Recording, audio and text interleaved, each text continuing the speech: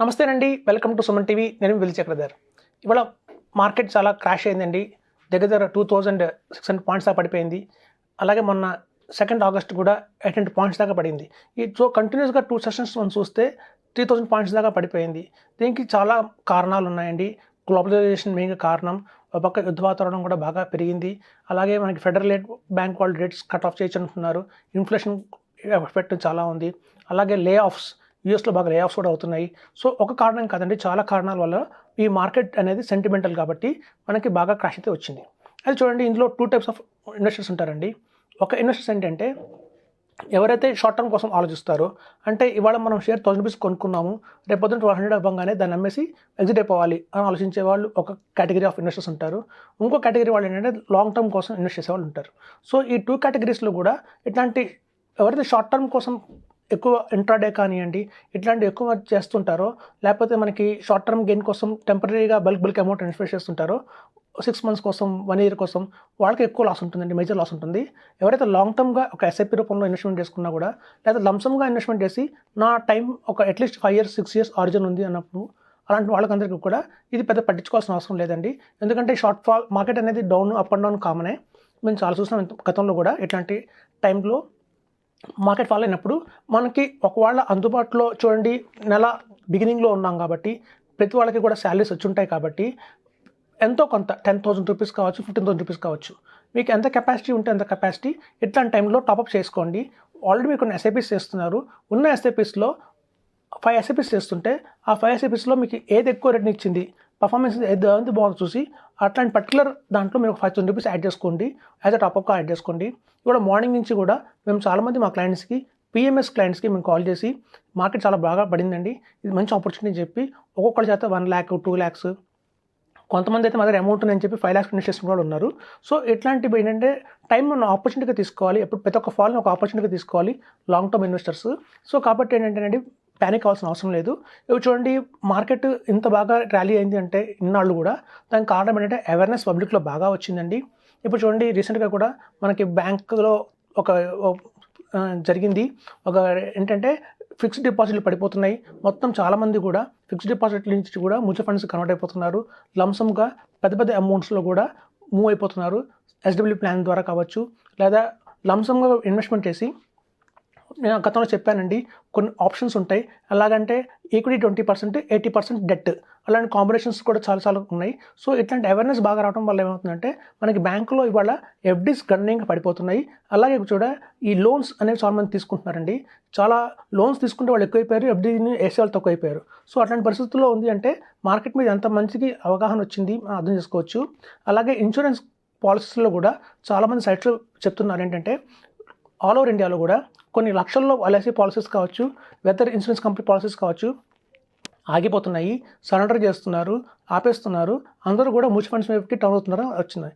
So market ఇవాళ కొంచెం పడినా కూడా లాంగ్ టర్మ్లో మళ్ళీ ఎక్కువ మనకి అవేర్నెస్ బాగా పెరిగి ఇన్వెస్టర్స్ బాగా పెరుగుతున్నారు కాబట్టి మనకి మార్కెట్ మళ్ళీ కూడా వెంటనే బౌన్స్ బ్యాక్ అవుతుందండి.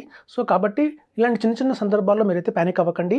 లాంగ్ టర్మ్ ఎవరికైతే ఉన్నారో 10 years 15 years ఉన్నారో, సో వాళ్ళు కనుక ఎడిషనల్ పర్చేస్ చేయండి. మన దగ్గర ఆపర్చునిటీ ఉంటే మాత్రం, ఇవాళ ఫండ్స్ ఉన్నాయి ఇవాళ పాకెట్లో అంటే మాత్రం కొంత అమౌంట్ ఇన్వెస్ట్మెంట్ చేయండి. లోన్స్ తీసుకుని ఇన్వెస్ట్మెంట్ చేయకండి. ఇట్లాంటి టైంలో మన దగ్గర ఎంత ఉంటే అంత ఇన్వెస్ట్మెంట్ చేయండి. ఇట్లాంటి టైంలో కూడా మీరు ఏంటంటే ఒక లార్జ్ క్యాప్ నుంచి స్విచ్చెస్ కూడా చేసుకోవడం అవకాశం, మంచి అవకాశమే. ఇన్నాళ్ళు మీరు ఒక మిడ్ క్యాప్, స్మాల్ క్యాప్లో కనుక ఎక్కువ లాభాలు గణించారు అంటే మాత్రం వాటిని ఇమీడియట్గా మీరు లార్జ్ క్యాప్కి మారిపోవచ్చు. చూడండి, ప్రతి ఒక్క ఫండ్ హౌస్లో కూడా లార్జ్ క్యాప్ ఫండ్స్ ఉంటాయి, మిడ్ క్యాప్ ఫండ్స్ ఉంటాయి, స్మాల్ క్యాప్ ఫండ్స్ ఉంటాయి. అలా 3 రకాల ఫండ్స్ ఉంటాయి. కాబట్టి మీరు లాంగ్ టర్మ్గా ఇన్వెస్ట్ చేసుకుంటూ వస్తున్నారు అనుకోండి, సపోజ్ మీ దగ్గర ఒక 1,25,000 రూపీస్ కంటే కూడా మనం చూడండి, ఇప్పుడు లాంగ్ టర్మ్ క్యాపిటల్ గెయిన్ ట్యాక్స్లో మీకు 1,25,000 మినహాయింపు ఉంది ప్రాఫిట్ మీద. సో ఇట్లాంటి టైంలో ఇట్లాంటి వాటిని యూజ్ చేసుకోవాలండి. మీ దగ్గర స్మాల్ క్యాప్లో ఒక ఫండ్లో, సపోజ్ ఎస్బీఐలో స్మాల్ క్యాప్లో ఉందనుకోండి, మీ అమౌంట్ ఎక్కువ, కొంత పార్ట్ మీరు లార్జ్ క్యాప్కి మూవ్ అయిపోండి, స్విచ్ కొట్టండి. సో అలా స్విచ్ చేయడం వల్ల ఏమవుతుందంటే కొంత కార్పస్ అనేది లార్జ్ క్యాప్లోకి వెళ్ళిపోతాయి. మీరు ఎట్లా ఒక 1,25,000 రూపీస్ ప్రాఫిట్ లోపల ఉన్నారు కాబట్టి మీకు ట్యాక్స్ కూడా పడదు. సో ఇట్లాంటి ఆప్షన్స్, ఇలాంటి టైంలో రైట్ డెసిషన్స్ తీసుకోవచ్చండి. మనం డెట్ టు ఈక్విటీ స్విచ్ కూడా చేసుకోవచ్చు. సపోజ్ మీ దగ్గర ఇప్పటిదాకా ఆల్రెడీ ఒక నిప్పాన్ స్మాల్ క్యాప్లో కావచ్చు, అలాగే నిప్పాన్ ఇండియా గ్రోత్ ఫండ్లో కావచ్చు, లంసంగా పెద్ద అమౌంట్లు పెట్టున్నారు అనుకోండి. సో వాటిని మీరు డెట్ ఫండ్లో, నిప్పాన్ డెట్ ఫండ్స్లో కూడా కొంత పార్ట్లో మీరు మూవ్ చేసుకోవచ్చు. సో ఇట్లాంటి సందర్భాల్లో కనుక మీరు ఇట్లాంటి చిన్న చిన్న ట్రిక్స్ చేసుకుంటే మాత్రం మీకు కొంచెం అధికంగా లాభం అయితే ఉంటుంది. ఎవరైతే ఎస్ఐపి ఫామ్లో వేసుకుంటూ ఇన్వెస్ట్మెంట్ చేసుకుంటూ వెళ్తున్నారో వాళ్ళు మాత్రం ఇట్లాంటి డెసిషన్స్ తీసుకోక్కర్లేదండి, గణనీయంగా ఇన్వెస్ట్ చేసుకోవచ్చు. సో మా దగ్గర ఏంటంటే ఇప్పుడు చూడండి, ఈవెన్ పిఎంఎస్లో కూడా ఇట్లాంటి టైంలో లంసంగా 50 lakhs ఇన్వెస్ట్మెంట్ చేస్తే మేము వాటిని లిక్విడ్ ఫండ్లో పెట్టి ఎస్టీపీ ప్రకారం 5 lakhs తీసుకెళ్తాం తప్ప ఒకేసారి ఈక్విటీలో 50 lakhs ఎప్పుడు ఇన్వెస్ట్ చేయం. సో కాబట్టి ఏంటంటే మనకి ఇట్లాంటి సందర్భాలు వచ్చినప్పుడు మీరు ఎవరు ప్యానిక్ అవ్వకండి. మార్కెట్స్ అనేవి సహజంగానే పడుతూ ఉంటాయి, వాటి తత్వమే అంతా. ఇట్లాంటి టైంలో మనం డెసిషన్ తీసుకోవాలనే దాన్ని బట్టి మన నిర్ణయం ఉంటే మన రిటర్న్స్ ఫ్యూచర్లో ఉంటాయి. కాబట్టి ఇది ఒక మంచి ఆపర్చునిటీగా ఎడ్షన్ పర్చేస్ చేయండి. మార్కెట్ ఇంకొక 6 months కూడా ఇలాగే ఉంటుంది కొంతమంది చెప్తున్నారు, లేదు టెంపరీ అని కొంతమంది చెప్తున్నారు. సో ఏది ఏమైనా కూడా కానీ ఇట్లాంటి మార్కెట్ ఫాల్స్ని మీరు పెద్దగా ఇంపార్టెన్స్ ఇవ్వకండి, ఇగ్నోర్ చేయండి. ఒక 3-4 days మీరు అసలు మొబైల్ యాప్స్ని మాత్రం మీరు చూడకండి, న్యూస్ని ఏమి వినకండి చాలు. ఎందుకంటే మార్కెట్ అనే సెంటిమెంట్ షార్ట్ టర్మ్గానే ఉంటుంది తప్ప లాంగ్ టర్మ్లో ఇంపాక్ట్ అయితే ఉండదు.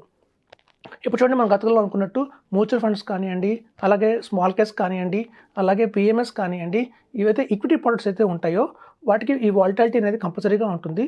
మనం ఎప్పుడైతే ఇన్వెస్ట్మెంట్ చేస్తామో ఆ టైంలోనే మనం ఒక ఫిక్స్ అయిపోతాం కాబట్టి మన మెంటల్గా మన గోల్, ఓకే ఇది నా 5 years goal, 10 years goal, 15 years goal అనుకుంటాం కాబట్టి.